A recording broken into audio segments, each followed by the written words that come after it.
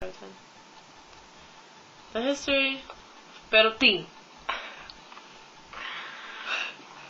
There's this guy, music history, he wrote some motets. His name is Perotin.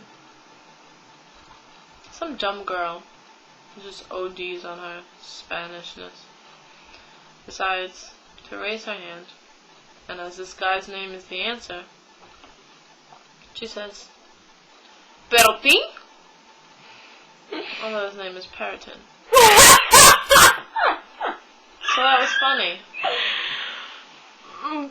So I just think that that should be said at all times.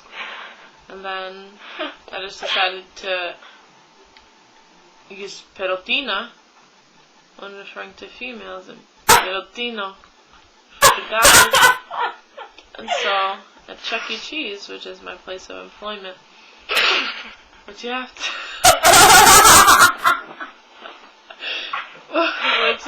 do when it's a kid's birthday is you have to write a little sign with a little marker. You know, Ashley's 5, whatever. So before I leave, I like to write, Perotina is 30. I just anonymously do that, and one day they're gonna find out that it's me and ask me why.